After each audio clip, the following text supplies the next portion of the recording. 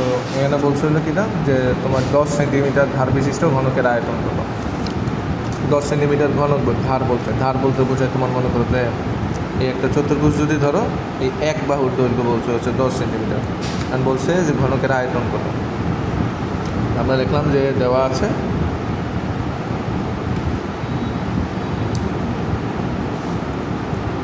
আর ঘনকের ধার যেমন হচ্ছে 10 সেন্টিমিটার, সরি ইংলিশে নেই, ঠিক আছে। তাহলে তার আয়তন করতে হবে, তাহলে হচ্ছে ঘনকের আয়তন। আয়তন বলতে বোঝায় আর কি দৈর্ঘ্য, প্রস্থ, উচ্চতা তিনোটা গুণ দেওয়া লাগে, ঠিক আছে। এখন ঘনকের ধার বলতে বোঝায় তার এই বাহু এই বাহু এই বাহু সব বাহু সমান, আমরা হচ্ছে তার তিনোটার গুণ দেবো। 10 গুণ 10 গুণ 10, 3বার গুণ নেব, তাহলে তার আয়তন বাড়বে।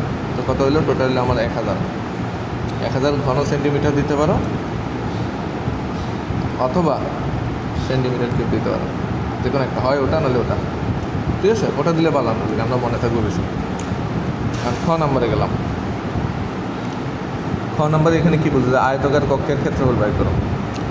এখন হচ্ছে এটারে বলি হচ্ছে আমরা হচ্ছে আয়তক্ষেত্র, যার হচ্ছে বিপরীত বাহুগুলো সমান, মানে উভয় দৈর্ঘ্য সমান আর প্রস্থগুলো হচ্ছে আলাদা সমান। মানে এটা যদি 5 হয় এটা 5 হবে, এটা যদি 10 হয় এটা 10 হবে, ঠিক আছে। ওকে, এখন আমাদের এখানে কী বলছে যে একটা আয়তকার কক্ষের পরিসীমা একটি বর্গাকার পরিসীমার সমান, তাদের পরিসীমা সমান। ওকে, আয়তকক্ষের দৈর্ঘ্য প্রস্থের দ্বিগুণ, মানে প্রস্থ যদি 1 হয় দৈর্ঘ্য হবে 2। তো আমরা ধরি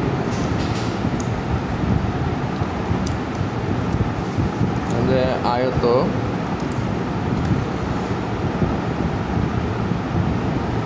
ক্ষেত্রের প্রস্থ x, আয়তক্ষেত্রের দৈর্ঘ্য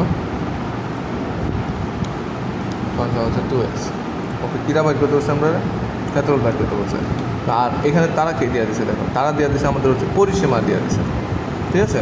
তো আমরা এখানে বাইর করবো আয়তক্ষেত্রের পরিসীমা।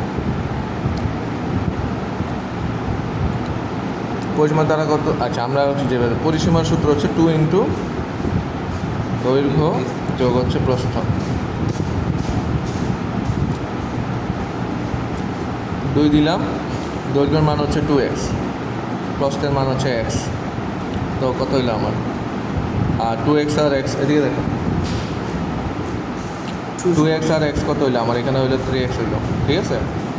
তো 3 দুগুণে কত হলো? 6x হইলো। এই হচ্ছে আমরা পরিসীমা বাইর করছি।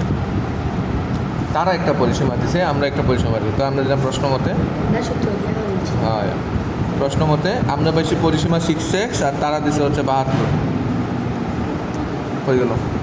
তারা দিছে 72 আর আমরা বাইর করছি কি 6x।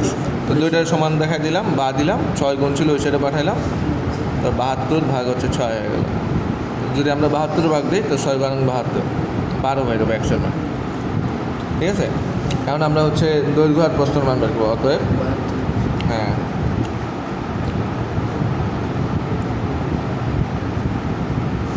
আয়তক্ষেত্রে দৈর্ঘ্য কিটা 12, বা 72-এ 6 দিয়ে ভাগ দিলে 12 বারে, 6 বারং 72। তো দৈর্ঘ্য কত বাড়িল? তো আমরা এখানে দৈর্ঘ্য কত লিখছি? 2x, তো 2x লিখলাম। তো 2 দিলাম, এক্সের মান কত? এক্সের মান হচ্ছে আমাদের 12, তো মান বেড়ে দিল 12 দুগুণে 24 বাড়িল আমাদের দৈর্ঘ্য। আর আয়তক্ষেত্রে প্রস্থ কত বাইরে দেবো? প্রস্থ বাড়বে হচ্ছে শুধু x, বা যেটা আমরা হচ্ছে শুধু 12 বলতেছি, ঠিক আছে। 12 মিটার এটা, আর এটা হচ্ছে 24 মিটার।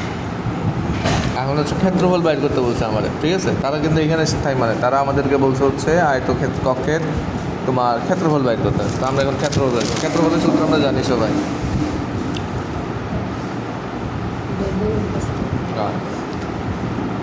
আয়ত ক্ষেত্রে ক্ষেত্রফল দৈর্ঘ্য গুণ প্রস্থ। তো দৈর্ঘ্য পাইছি আমরা এটা 24 আর এটা পাইছি 12, 24 আর 12 গুণ দিতে হইব। ক্যালকুলেটার লাগবে, ক্যালকুলেটার দেবে সবাই। ক্যালকুলেটার আনসার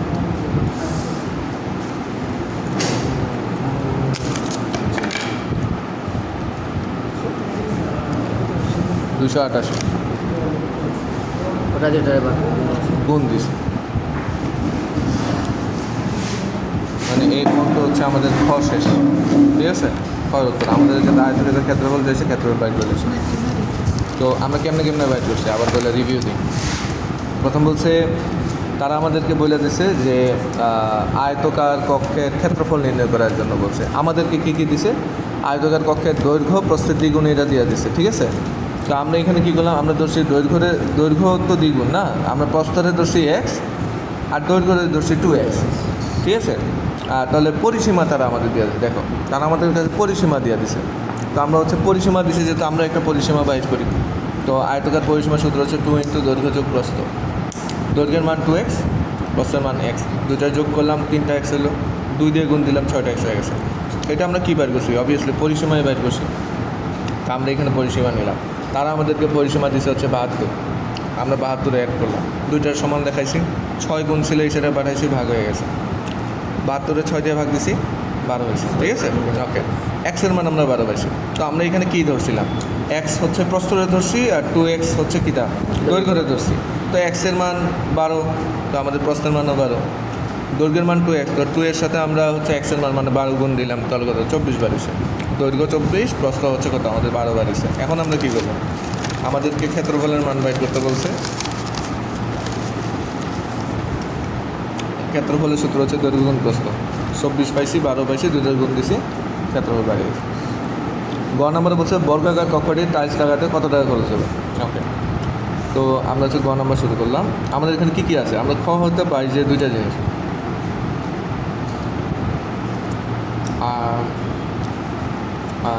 আয়তকার কক্ষের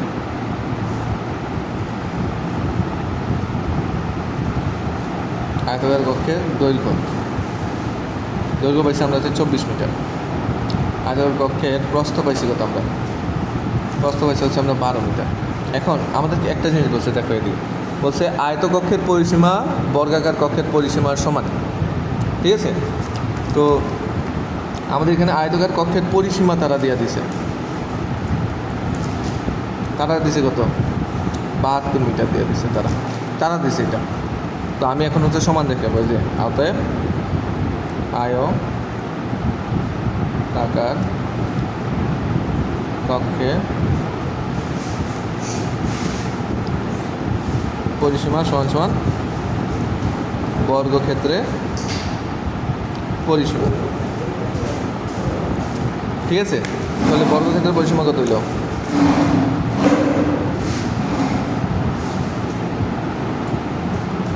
বর্গক্ষেত্রের পরিসীমা হইল কত? 72।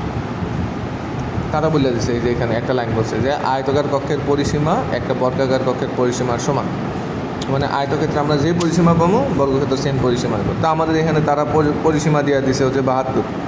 তাহলে আমরা বললাম যে বর্গক্ষেত্রেও কত হইব? 72। বর্গক্ষেত্রের পরিসীমার সূত্র হচ্ছে আমাদের হচ্ছে 4a সমান তাহলে কত হইব? 72।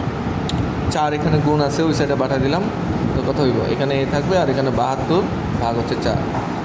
72-এ যদি আমরা 4 দিয়ে ভাগ দিই তাহলে হবে 18, ঠিক আছে।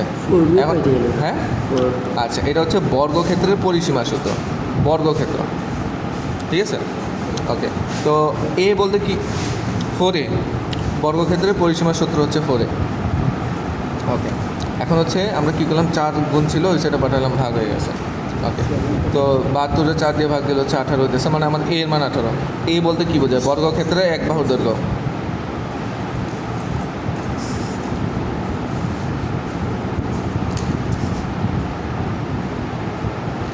এক বাহুর দৈর্ঘ্য হচ্ছে কত হইলো? আমাদের 18 বার হলো এই।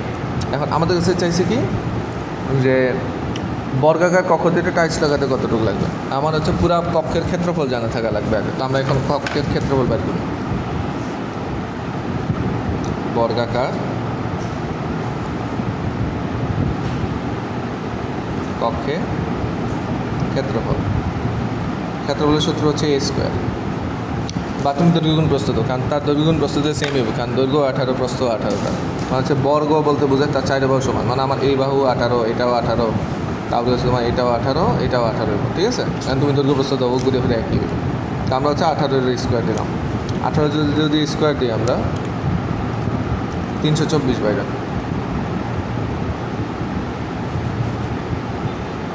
ঠিক আছে। 324 বার। এখন কি করা?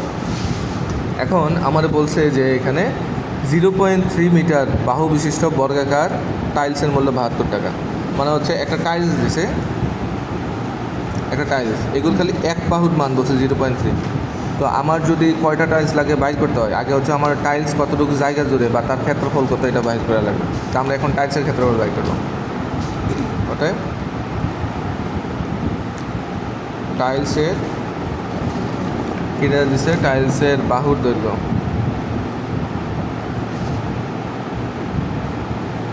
0.3 মিটার। তো টাইলসের ক্ষেত্রফল কত হবে? এর ক্ষেত্রফল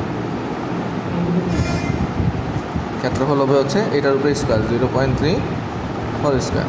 0.3 যদি আমি হোল স্কোয়ার করি, 0.3 হোল স্কোয়ার 0.09 বর্গ মিটার। এখন আমি টাইলস বাইর করতে পারি। আমি কি ধরবো? টাইলসের ক্ষেত্রফল রে ওই কক্ষের ক্ষেত্রফল দ্বারা ভাগ দিয়ে দেবো।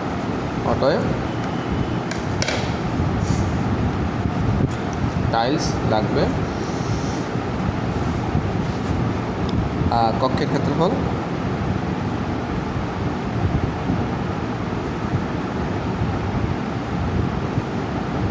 ভাগ হচ্ছে টাইলসের ক্ষেত্রফল।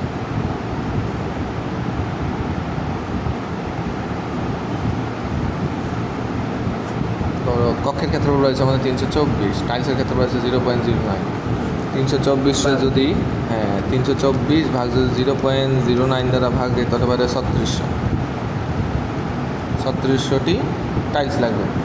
একটা টাইলসের দাম তারা বলছে হচ্ছে 72 টাকা। ওকে, আমরা দিলাম যে হতে একটি টাইলস এর দাম হচ্ছে 72 বলছে 72 টাকা। তো 3600টি টাইলসের দাম কত হবে? আমরা হচ্ছে 72-এর সাথে 3600 হচ্ছে গুণ দিয়ে দিব। তো 3600 গুণ হচ্ছে 72। ওরে বাবা, 259200 টাকা, প্রায় মনে করো 2,60,000-এর মতন, প্রায় 59,000 বলছে আপনি। এত টাকা লাগে। এই হচ্ছে আমাদের উত্তর শেষ।